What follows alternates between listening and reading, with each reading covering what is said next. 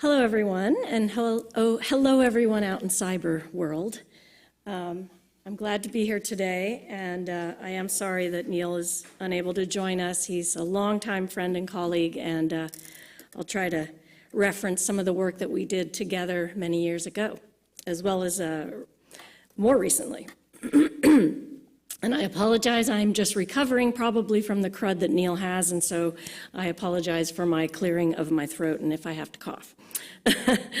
So Hollywood Health and Society is a program of the USC Annenberg Norman Lear Center at the Annenberg School of Communication and Journalism. We're primarily funded by the CDC, the California Endowment, the Bill and Melinda Gates Foundation, as well as a number of organizations that have participated in the past. We've been around since 2001, so we're going on 14 years, working with the television and entertainment industries on health information and accurate depictions of health on television. And I'm going to use the word television in a very broad way right now because it's really not television anymore. It's TV, it's watching online, it's watching on your phone, it's DVRing and watching later, it's watching movies on your TV or movies on your computer or whatever. So I'm just going to say media or TV in the broadest sense of the word when I talk today. So I just want to, there was some allusion to storytelling earlier in the day, and I wanted to say that my colleague, Marty Kaplan, likes to say that these are the four most powerful words to get people's attention, and none of them are profane. And they are, once upon a time. Storytelling is really, really powerful in gaining people's attention and then also retaining it and helping to convey important information to them and having it stick with them. This is a quote from a executive producer from the show NCIS, which is one of the highest rated television shows today. It garners about 18 million viewers on every episode. We worked with him on a number of topics, but this is a quote. He said, "I knew nothing about infectious disease. When I called HH&S, they put me in touch with some of the foremost authorities in the country the very next day. The help they provided was nothing short of imperative to my writing process. They're a tremendous resource." So that's just me patting ourselves on the back for a minute, but these are the kinds of individuals that we work with. And I wanted to show you a clip from the episode that we worked with him on that he's referring to in this quote. It was their Christmas episode last year called Homesick, and it reached 19.65 million viewers. Now, the subject matter, there were, as you know, in these kinds of shows, there are an A story and a B story and a number of other themes going on. This happened to be the A story, but the clip I'm going to show you is the very end of the episode. Well, I'll just play it and you'll see.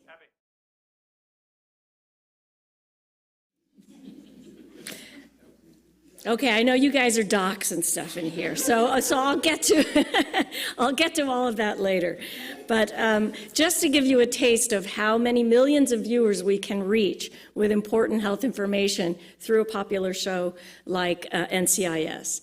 Hollywood Health and Society is a proactive and a reactive organization.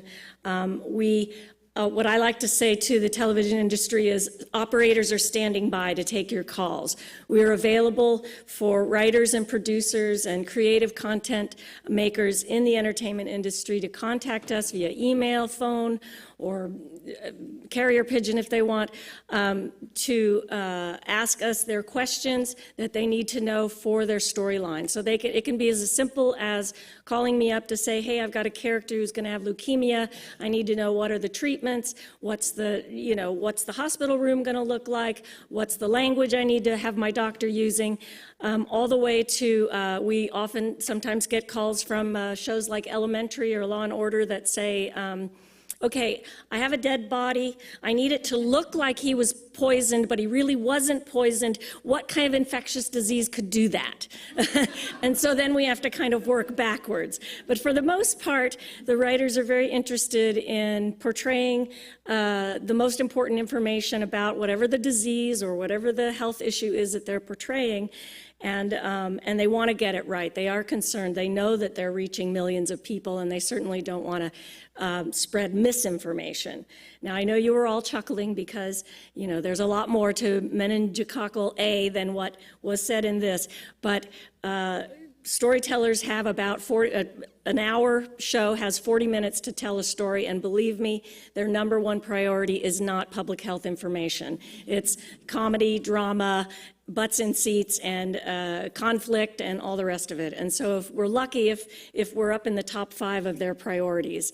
And if so, then we can work with them to make sure that at least they're not portraying something that's completely off the mark.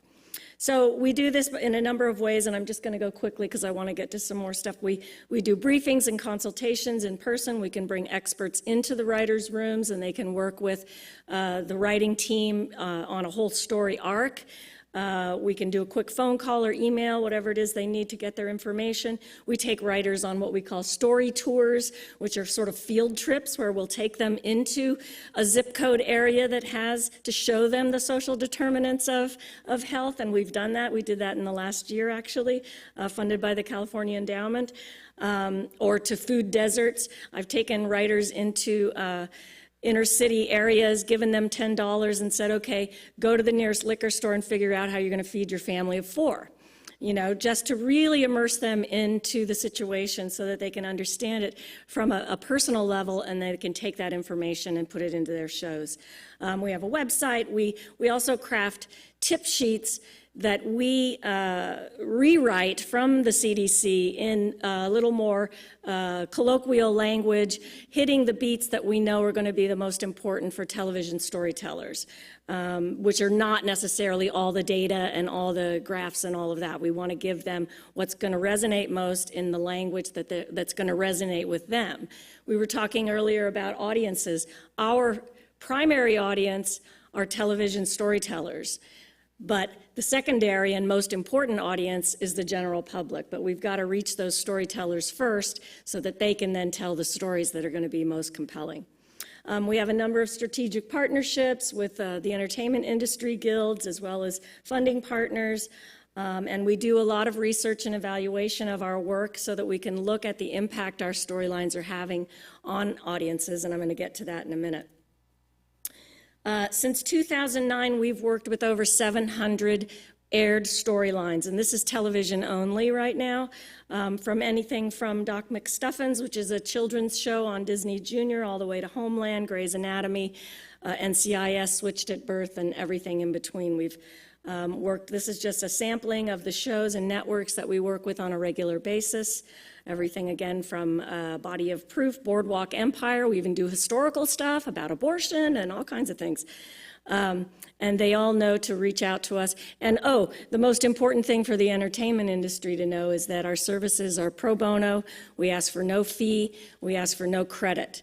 And the experts that work with us to consult with the writers are the same. This is all in the interest of public health information. So, and that's thanks to the CDC and a number of our other funders so that we can do that.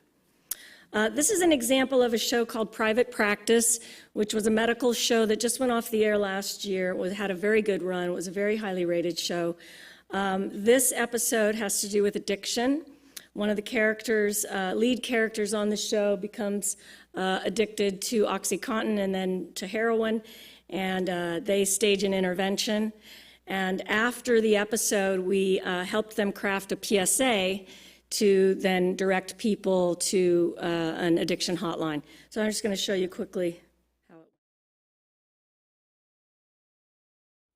If you haven't seen that episode, I highly recommend look it up on Netflix or somewhere and watch the whole thing. It's incredibly powerful.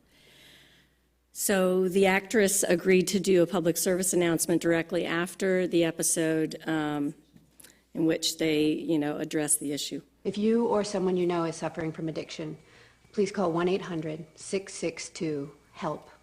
or visit the website below. So we worked with them not only on the storyline, but also on the language for the PSA. I want to get into how storytelling is incredibly powerful, and combined with a PSA, it's even more powerful. I just want to give a couple quick more other examples. We worked with the show Extreme Weight Loss. Last year they called us because one of their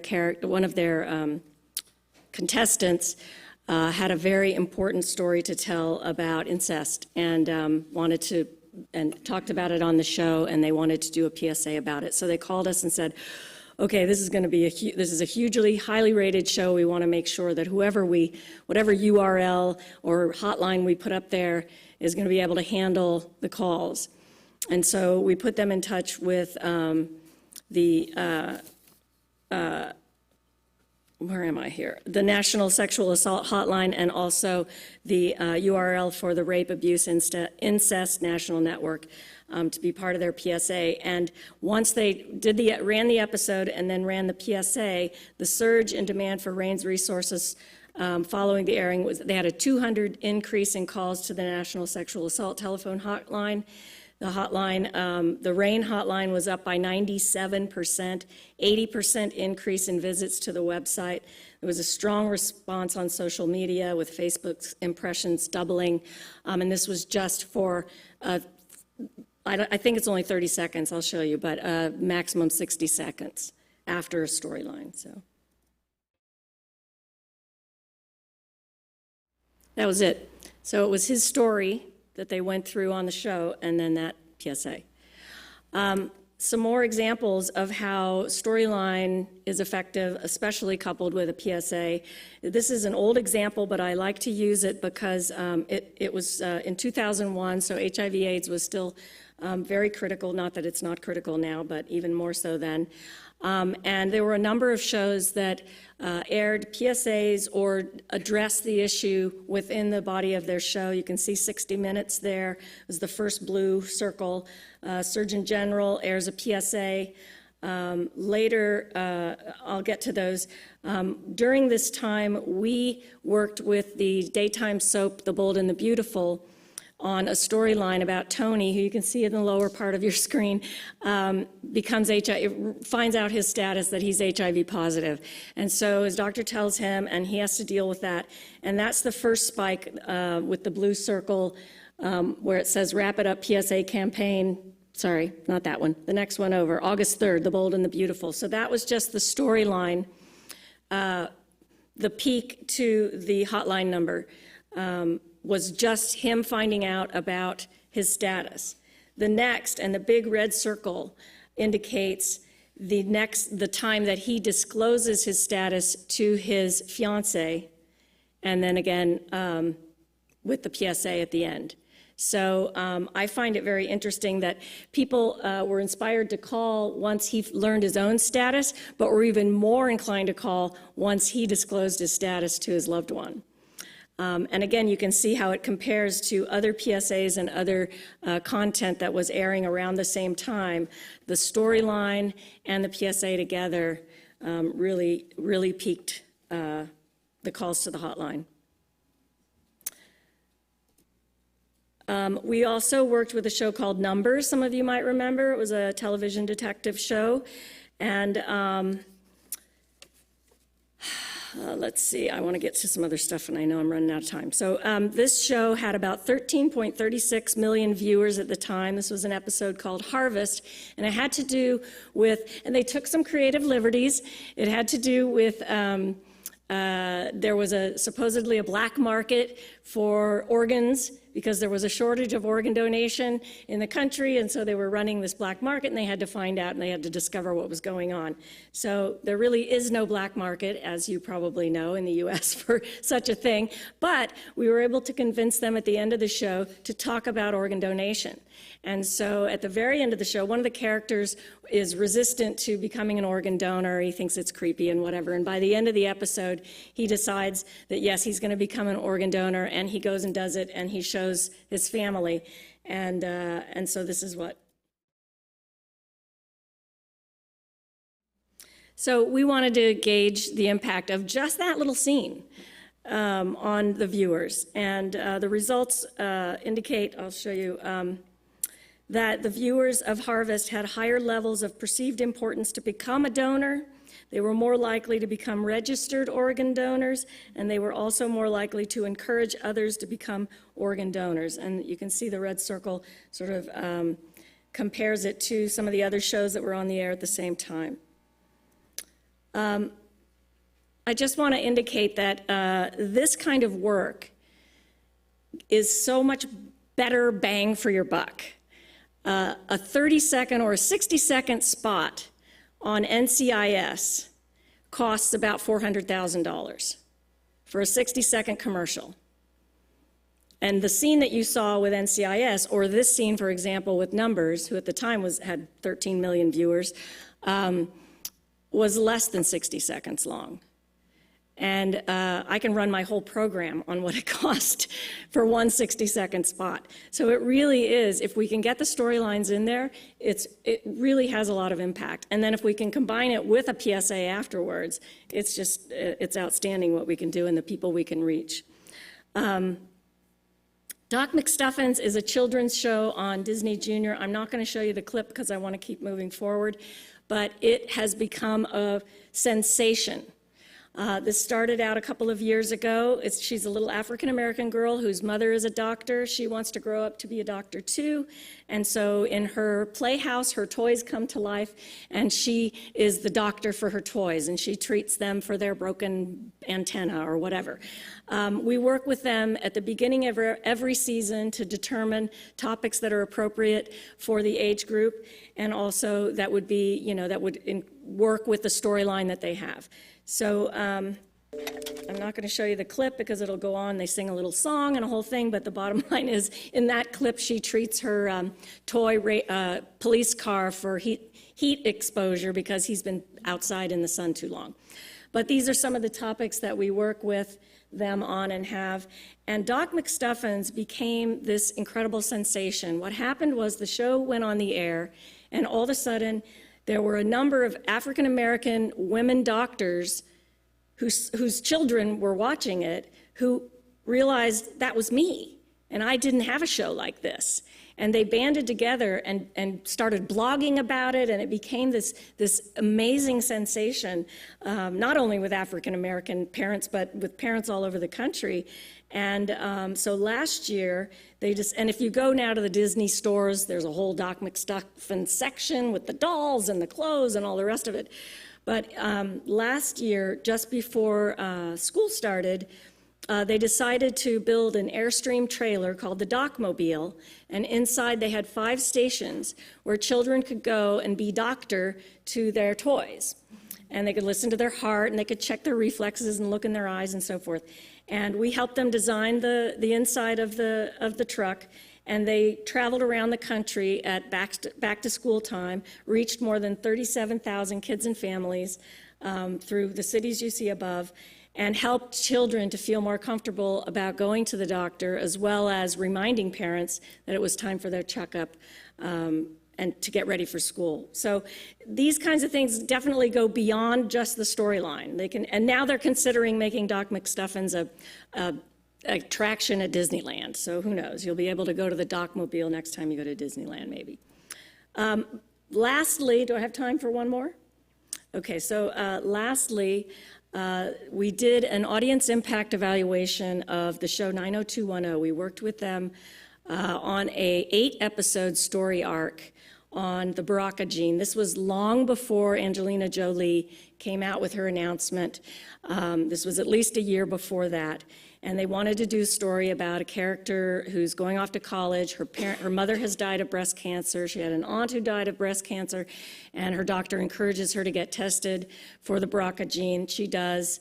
You can imagine what happens because it's drama. So the results come back, and she has to face a lot of decisions. So we thought this was a good opportunity to look at the impact that audiences had after that storyline aired. So I'll show you a very quick clip, and then I've got a few graphs, and then we'll wrap it. Is that good? Do we have time? Okay. So we did 2 studies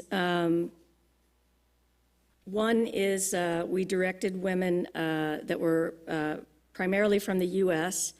who watched a lot more TV but had never seen 90210 before. And the other study were women from around the world who were 90210 super fans and watched every single episode. And we recruited them off of 90210's Facebook page. So we polled viewers before the storyline aired to get their knowledge about the BRCA gene, and then we polled them after. And the results, I'll go very quickly. So this is the study 1 findings. So these were women that had never seen the show before, and we directed them to a site where they could watch the episode, the first episode in the series, in the storyline, in the story arc, sorry. And we found that 11.9% of them, after watching the first episode only, scheduled a doctor's appointment to talk about breast cancer risk. 13.1% talked to a woman they knew about the BRCA gene. 16.5% searched for more information on breast cancer online. And this is the one I like to tell the networks. Nearly 10% watched the next episode. We didn't ask them to watch the next episode, but they were already hooked, so they wanted to find out what happened. Study 2, we polled viewers before they had seen any of the episodes, after they had seen 1 through 4 episodes, and then toward the end when they had seen 5 to 8 episodes. And you can see their knowledge gains go up basically in correlation with how many episodes of the storyline they watched. This is asking them about finding out about their own family history, and again, the more episodes they watched, the more inclined they were to do that. So I have lots more research on that, but I know we're going quickly. I just wanted to say very lastly that we're currently working with, and we often do work with Spanish television, and Neil Baer and I worked years ago on a campaign by the Robert Wood Johnson Foundation called Cover the Uninsured Week, and Neil was able to help us recruit Noah Wiley to be our campaign spokesperson. And we were really, it was really an awareness campaign, just raising awareness on the fact that there were 60 million people in this country with no health insurance. Well, I feel like we've come full circle now, because now I have a grant from the California Endowment to provide information on the Affordable Care Act to television shows so that they can be sure that they're talking about it accurately and also providing information to viewers. And one of the things we did was work with a new Telemundo show called En Otra Piel, and if you can read Spanish, you can see that the headline talking about that episode was says, "Our nightmare of not having health insurance." So it's a whole story about a guy who can't afford his surgery and so on.